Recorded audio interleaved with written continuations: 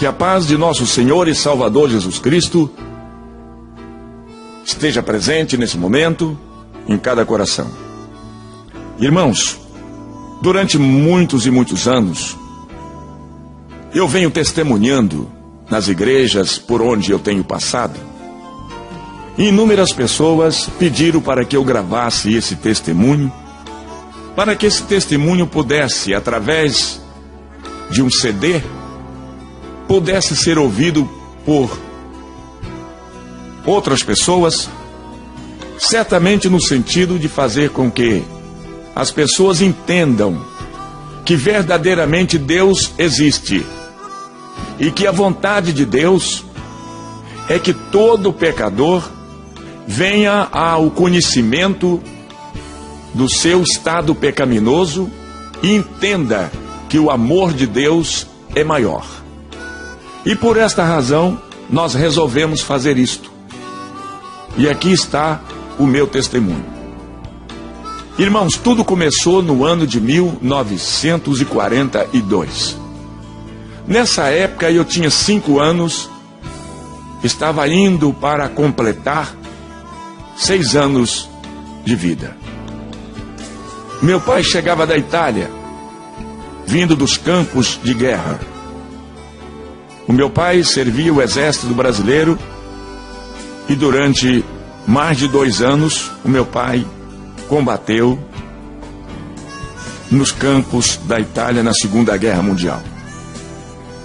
Meu pai, voltando da guerra, desentendeu-se com a minha mãe por motivos e razões, simplesmente porque o meu pai queria que a minha mãe aceitasse que ele colocasse dentro de casa uma outra segunda mulher.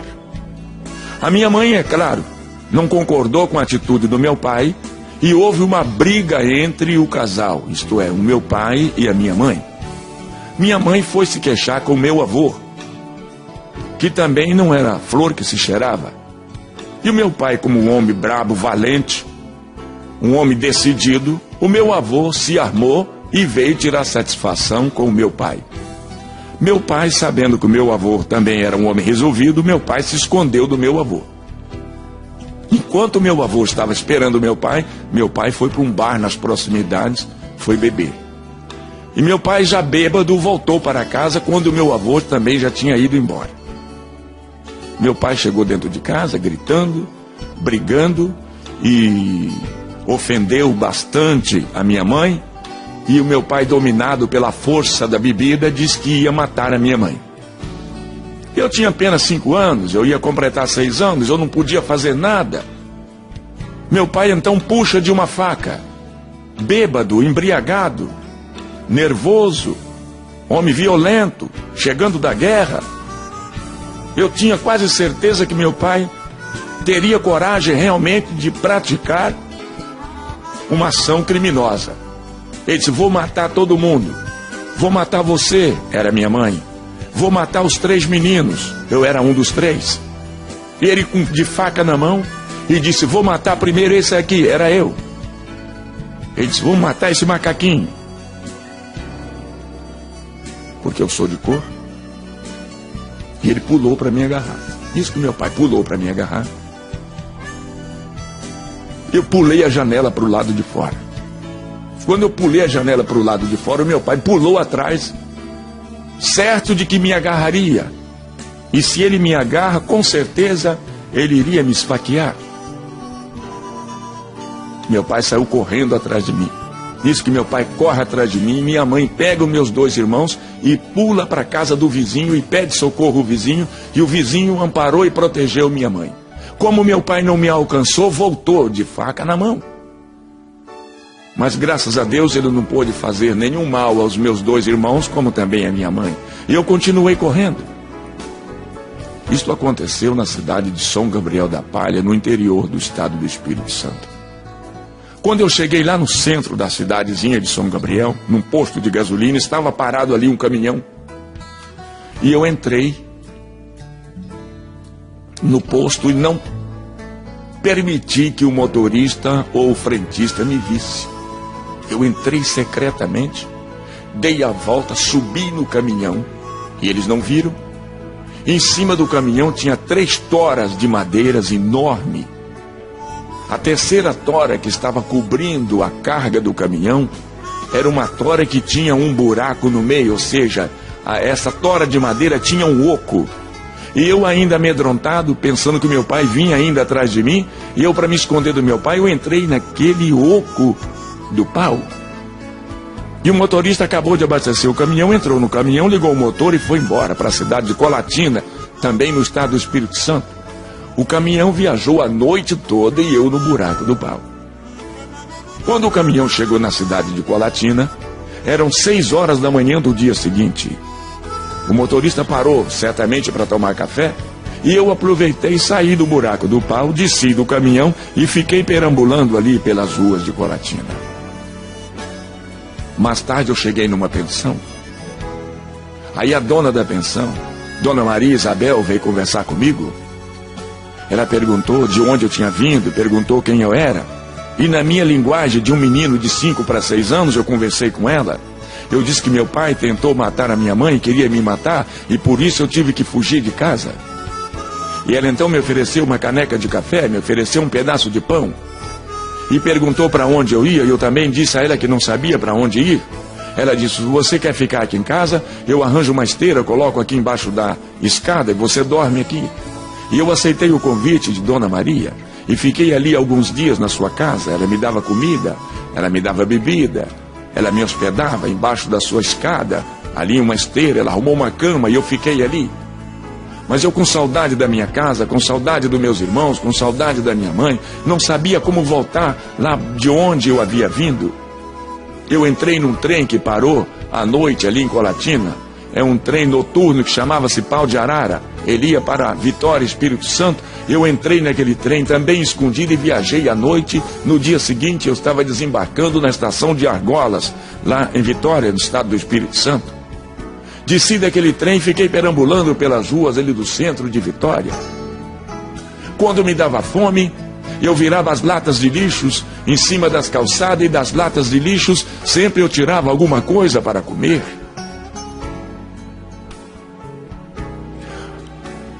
Em algumas ocasiões eu encontrava com as pessoas comendo e eu pedia. Alguém me dava alguma coisa, outros não davam. E eu continuava sempre andando na direção também não sei de quê. Perambulando de um lado para o outro, dormindo dentro dos carros velhos, abandonados, dormindo nas calçadas, vezes em cima de uma folha de jornal, completamente desamparado, descalço, vestido apenas com uma velha calça curta, toda rasgada e remendada, como também um velho brusão de chita, velho também rasgado. A verdade é que eu não tinha ninguém por mim. Eu estava completamente desamparado, longe da minha casa, longe dos meus irmãos, longe da minha família, longe da minha mãe. O medo me cercava. Eu ficava apavorado na escuridão da noite. Eu era obrigado a deitar e a dormir nos bancos das praças ou mesmo embaixo dos arvoredos das praças da cidade. Quando eu tinha sede, eu pedia água às pessoas ou mesmo costumava usar a biquinha do chafariz lá da praça. Lá eu tomava banho e eu passei a viver na rua. Virei menino de rua. Sem pai, sem mãe, sem casa, sem escola, sem amigos, sem colegas, sem nada. Eu estava completamente desamparado de tudo e de todos.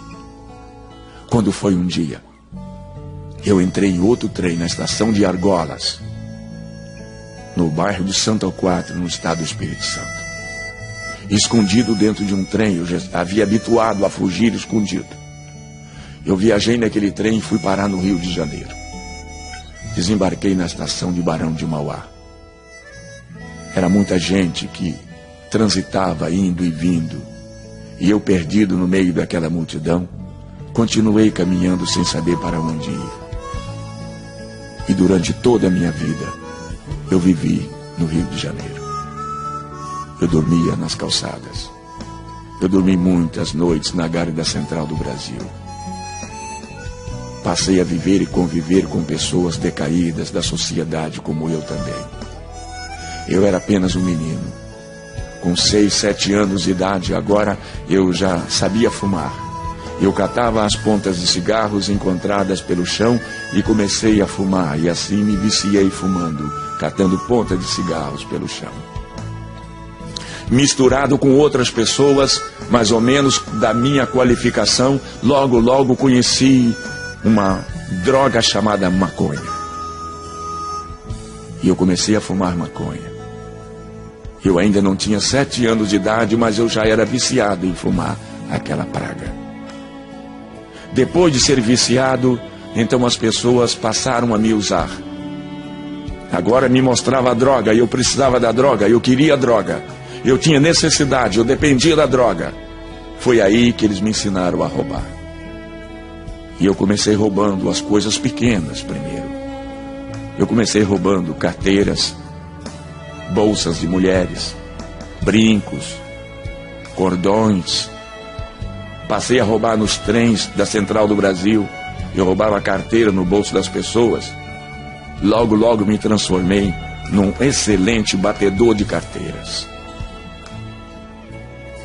E cada dia minha vida ia em direções cada vez piores e cada vez mais complicadas. Mas hoje sei que apesar das dificuldades que eu vivia e que eu atravessei, hoje eu reconheço que Deus me conhecia. Já naquele tempo Ele já me amava. Naquele tempo Ele já havia me escolhido para que um dia eu fosse o que hoje eu sou. Mas eu não conhecia Deus. Eu não sabia quem era Deus. Eu não sabia onde encontrar Deus. Eu não sabia onde era a casa de Deus.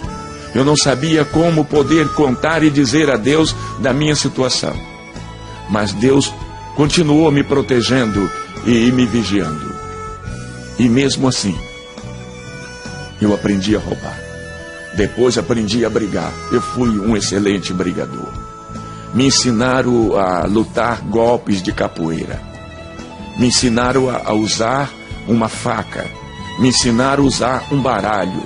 Me transformei em um dos melhores jogadores de carta da minha época. Fui um grande jogador. Eu conhecia todas as formas de enganar as pessoas através das cartas e levar o dinheiro das pessoas. Como jogador, como ladrão, como assaltante, eu precisava também saber lidar com a arma. Também não faltou quem me ensinasse. Eu aprendi a atirar e fui um excelente atirador do meu tempo. Eu era capaz de conseguir colocar uma bala no alvo que eu desejava. Fiquei um homem perigoso.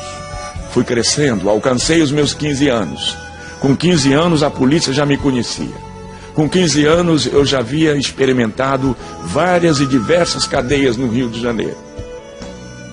E a polícia não conseguia me prender, me deter num só lugar, pois eu tinha a minha forma de abrir as trancas, as fechaduras e os cadeados. Apenas com 3 palitinhos de fósforos, eu sabia manuseá-los. E eu sabia abria fechaduras. Eu fugia. E quando eu fugia, eu levava todos os outros presos que tivessem lá comigo. E cada vez e cada dia mais, eu fui ficando famoso na minha arte de ser ladrão, de ser assaltante, de ser fugitivo, de ser drogado, de ser viciado, de ser mau, de ser ruim. Pratiquei muitos crimes. Minha vida era um inferno. Viciado em bebida, viciado em droga, viciado em fazer e praticar maldade com as pessoas. A verdade é que o inimigo de Deus me usava nas suas próprias mãos e eu era dele escravo, eu era capaz e tinha que fazer tudo o que ele queria que eu fizesse. É claro que apenas num testemunho como esse, onde eu tenho apenas uma quantidade de minutos limitados para poder contar tudo, eu não vou poder dizer tudo o que eu gostaria de dizer, porque eu preciso limitar o tempo que eu tenho, mas a verdade é que eu vivi uma vida de sofrimento, uma vida de miséria. fui preso inúmeras vezes, aonde apanhei muito, eu sofri muito, eu fui castigado pelos policiais que queria que eu confessasse assaltos, roubos, e em muitos dos roubos e dos assaltos que eles queriam que eu contasse que era eu, que era o meu grupo, que era os rapazes que trabalhavam junto comigo. Eu não tinha nada a ver com isso e paguei por inúmeros crimes sem ter praticado.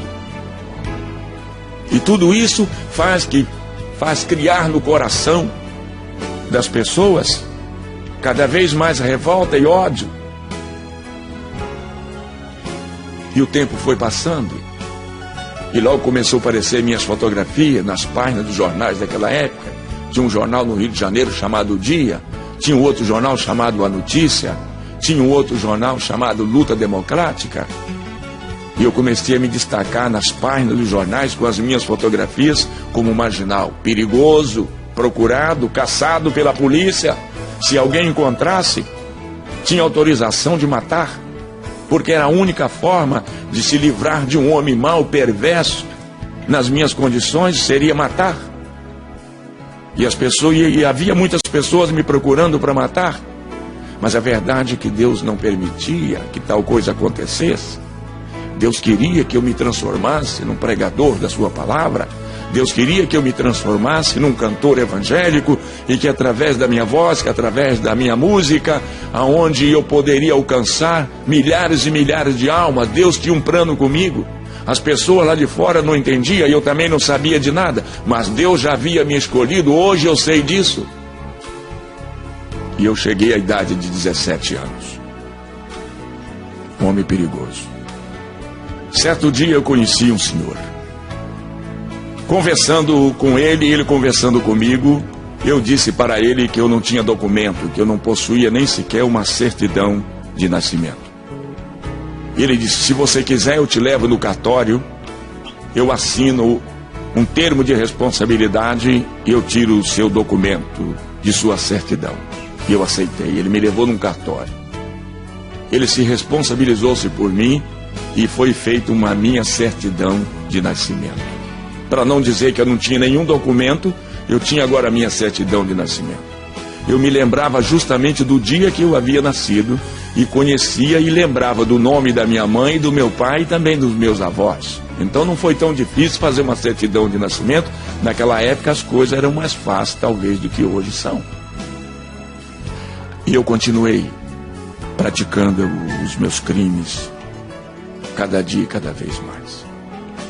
Resolvi organizar uma quadrilha de meninos, rapazes, de pessoas habilidosos, que tinham e que possuíam condições plenas de poder roubar e assaltar e ampliar o nosso quadro criminal cada vez mais. E eu treinei um grupo de meninos, um grupo de rapazes mais ou menos da minha idade, 15, 16, 17 anos, e nós infernizamos a vida do Rio de Janeiro. Roubávamos em Niterói, roubávamos na Central, roubávamos na Praça 15, roubávamos na Tijuca, roubávamos em Madureira, roubávamos em Cascadura, roubávamos em Nova Iguaçu, roubávamos em todas aquelas regiões ali, Duque de Caxias. Nós aterrorizava o pessoal daquela época nas ruas da cidade. Tínhamos como esconderijo, lugar onde partíamos o produto do roubo, ali na rua Dona Zulmira, número 59, em Vila Isabel, atrás do Maracanã. Ali havia um prédio velho abandonado, era ali que a gente se encontrava para partir o produto do roubo, quando nós saímos em campo para roubar. A polícia descobriu aquele local e cercou certo dia o prédio. E uma noite de sábado nós saímos agrupados para roubar. E roubamos durante toda aquela noite, assaltamos durante todo o período da noite. No domingo, por volta das 3 horas da tarde, nós nos reunimos lá no velho casarão da rua Dona Zulmira 59, aonde haveríamos de partir todo o produto do nosso trabalho maléfico. A polícia já havia chegado na nossa frente, o prédio estava cercado e nós não havíamos notado nada. Depois que chegou o último da gangue, a polícia agora anunciou que o prédio estava cercado através de um megafone. pediu que nós deveríamos deixar as nossas armas no chão e sair do prédio um a um com as mãos na cabeça. Isto era um absurdo. E então travou-se um tiroteio. A polícia atirava para dentro do prédio e de dentro do prédio nós atirávamos para fora. O local foi transformado num inferno. Balas por todos os lados. Balas zunidos em todas as direções. Morrem 3 pessoas naquele tiroteio. 2 rapazes do meu grupo caem baleados, mortos. E do lado de fora um policial também perde a vida.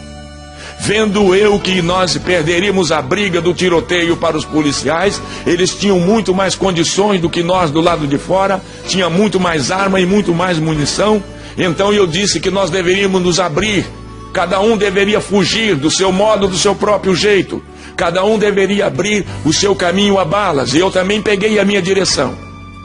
Saí atirando e alcancei ali a rua São Francisco Xavier, e os policiais, 3 ou 4, não sei quantos, mas também saíram no meu encalço, me perseguindo, atirando na minha direção. E eu me protegi atrás dos carros, atrás dos postes, atrás das árvores. Revidava os tiros dos policiais, pessoas gritando e correndo em todas as direções, balas que atingiam as vidraças dos prédios ao nosso redor, desabava lá de cima, meu Deus! Quanta miséria, quanta desgraça. E lá vou eu correndo e a polícia querendo me agarrar, querendo me alcançar, e lá vou eu na frente e vem eles atrás. Mas quando eu cheguei lá na frente, na Praça Lauro Miller, Deus havia preparado um grupo de pessoas, de aproximadamente 80 crentes da Assembleia de Deus no Rio de Janeiro. E quem liderava aquele grupo de 80 pessoas era o pastor Thales Caldas. Os irmãos estavam lá na Praça Lauro Miller fazendo um culto ao ar livre. Quando eu vi aquele grupo de pessoas reunidos ou agrupados no centro da cidade em círculo, eu fui correndo, escondi a arma e entrei no meio dos crentes e fiquei quieto. Quer dizer, eu me escondi no meio dos crentes que estavam fazendo o culto na praça.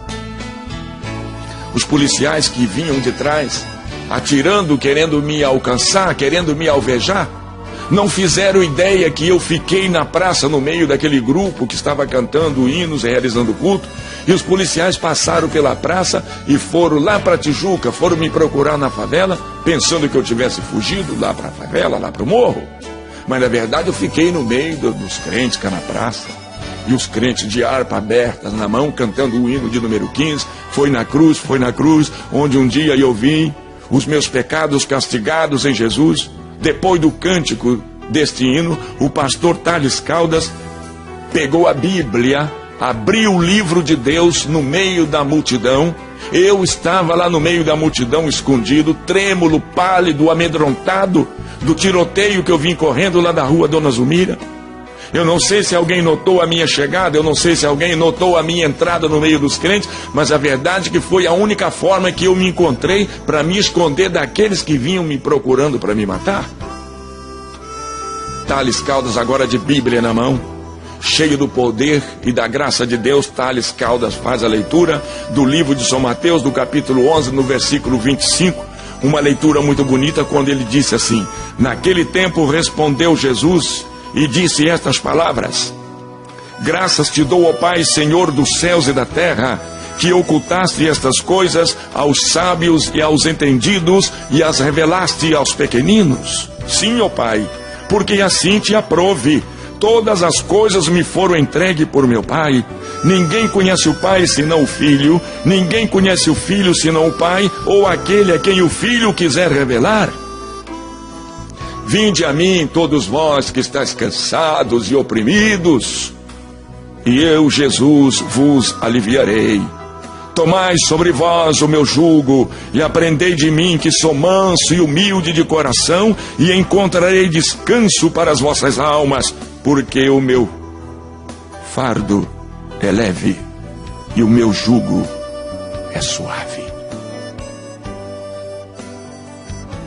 Depois dessa leitura, Thales Caldas começa a pregar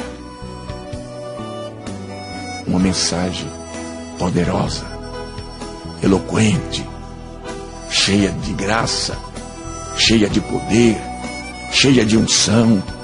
Eu não entendia nada, Eu não sabia de nada. Eu sei lá que livro era aquele. Eu sei lá que leitura era aquela. Eu não entendia nada. Mas eu estava ali. E ali estava Deus. E Deus esperava por mim. Eu já estava protegido por Ele. Tales Caldas faz um apelo. Quem deseja aceitar a Cristo? Nenhuma pessoa se manifestava. Tales Caldas me vendo no meio da multidão, porque eu estava diferente de todas as pessoas. Eu era cabeludo, sujo, nojento, fedido. Fedia pecado, fedia maconha, fedia bebida alcoólica. Eu fedia tudo quanto era espécie de coisas ruins. E ele me viu no meio da multidão e olhou para mim e disse: você aí, jovem, não gostaria de aceitar a Cristo? Eu sei lá quem era Cristo. Quem deseja aceitar a Jesus? E eu perguntei para Tales Caldas: quem é Jesus? E Tales Caldas me disse: Jesus é o Filho de Deus, que veio a este mundo, nasceu de uma virgem mulher, para salvar todo aquele que nele crê. Você não gostaria de aceitar a Cristo? E eu respondi na minha ignorância para Tales Caldas, dizendo: não, eu não quero aceitar Jesus, eu não quero Jesus, eu não sei quem é Jesus. Mas Tales Caldas disse: olha, nós estamos saindo daqui, moço, nós estamos indo ali para o templo da Assembleia de Deus, e nós vamos ter o culto agora à noite. Se você não quer aceitar Jesus, nós não podemos te obrigar, mas nós te convidamos para estar conosco, é logo ali na frente. Se você aceitar o nosso convite, você será bem-vindo entre nós.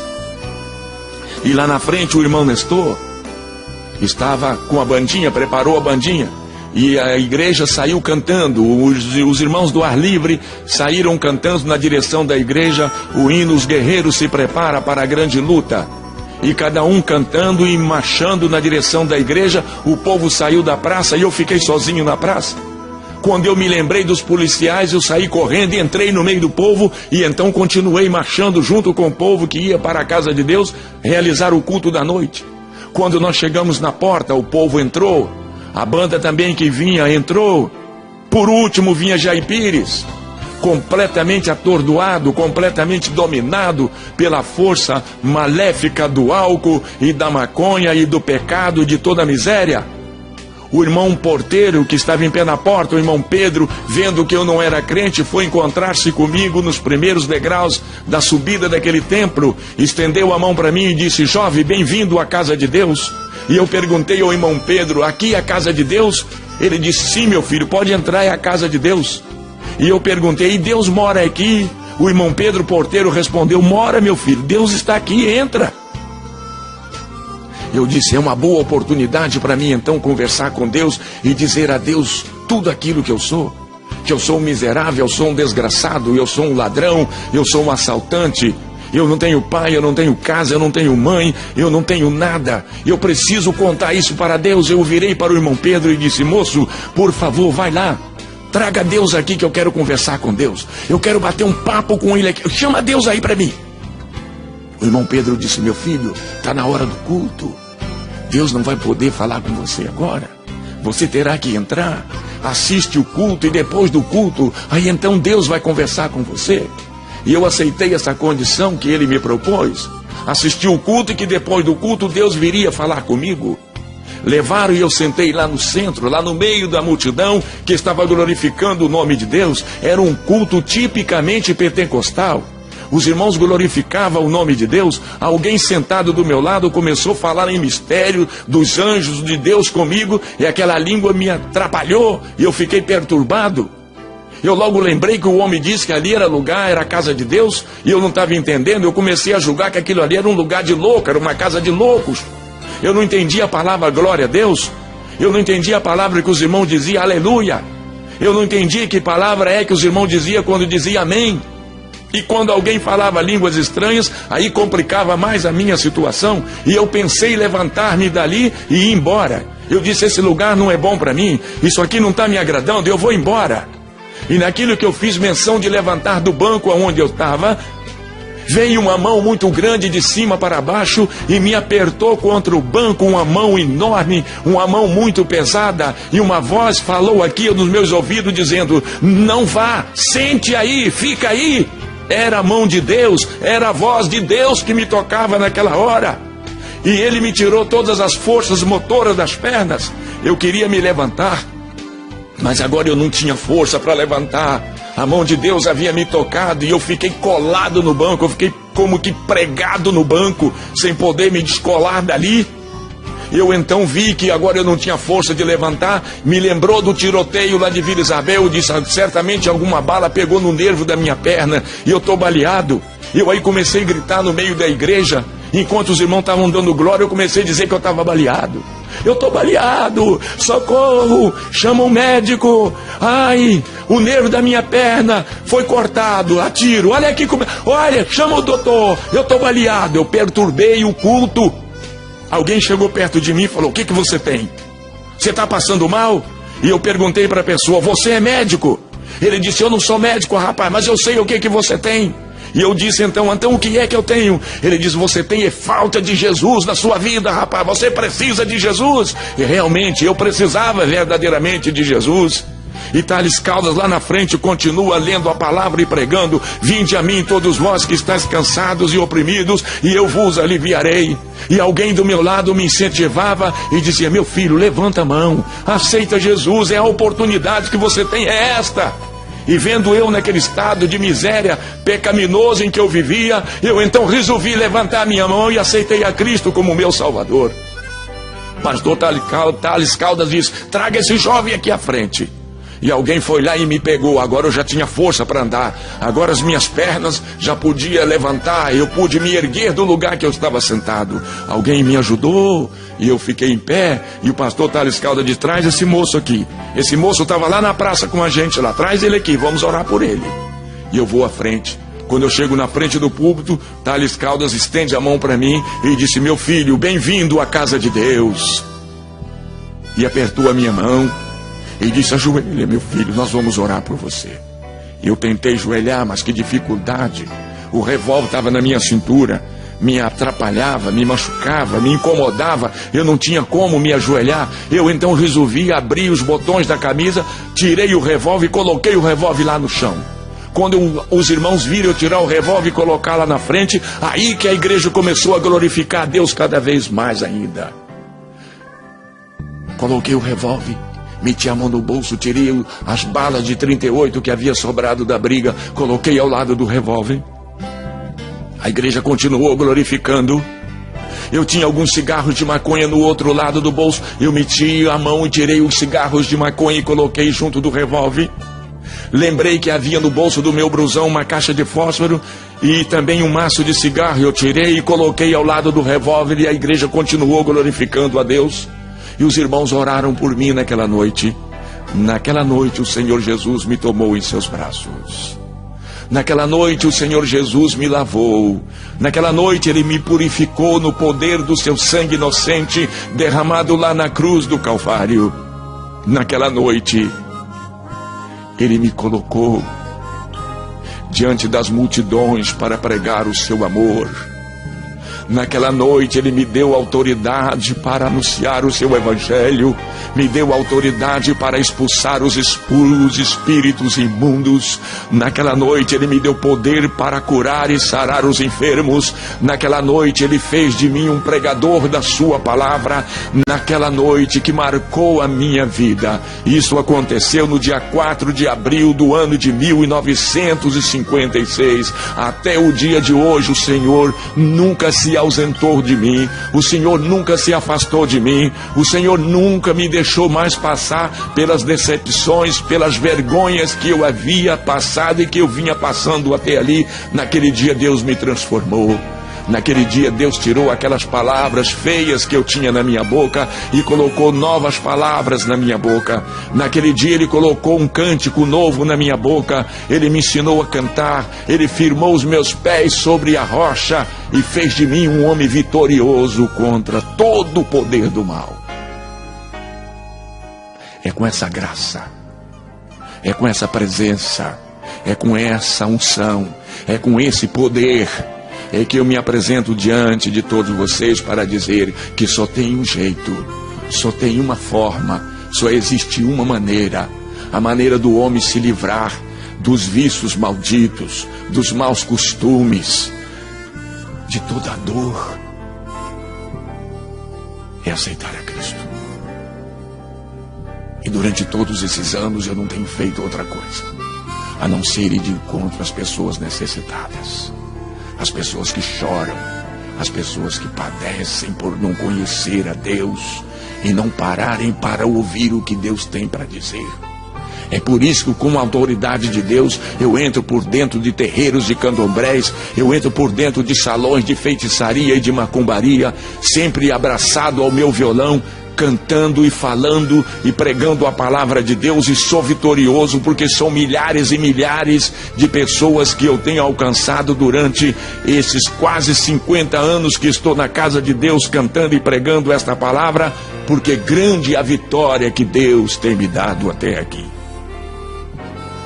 Eu não sei, meu amigo, eu não sei, minha senhora, meu senhor, meu ouvinte, você que está me ouvindo através desta gravação, eu não sei em que condições você se encontra, você se acha nesse exato momento, mas talvez você não tenha chegado a ser o homem que eu fui no passado, mas de qualquer maneira você não conhece Jesus, você não tem Jesus na sua vida, e você sofre por isso, você padece por isso, mas a verdade é que você pratica determinadas ações que você não gostaria de estar praticando, e tudo isso acontece quando a pessoa não tem Deus na sua vida, não conhece Jesus, não tem Ele no seu coração, mas hoje você conhece, a partir de hoje você já sabe, a partir de hoje você me ouvindo, você já sabe que Deus pode transformar uma vida, e você tem andado por aí, já tem batido inúmeras portas, você procura paz, você procura alegria, você procura uma forma de você se refazer novamente, você não tem encontrado, mas graças a Deus hoje você encontrou, hoje você parou para me escutar, hoje você parou para me ouvir, e eu disse e estou dizendo a você o que Deus é capaz de fazer na sua vida, não é verdade? O que é que você pensa em fazer agora? Continuar assim como você vem vindo, fazendo e praticando coisas abomináveis aos olhos de Deus, ou você quer dar um par agora e olhar para os céus e contemplar o grande amor de Deus, abrir os seus braços e ir agora ao encontro de Deus, para que Deus também possa te receber nesta hora? Esteja você, meu amigo, aonde você estiver nesse momento. Talvez você me ouvindo aí no aparelho do toca-CD do seu carro. Talvez você esteja me ouvindo agora através do aparelho de rádio, quem sabe aonde você está.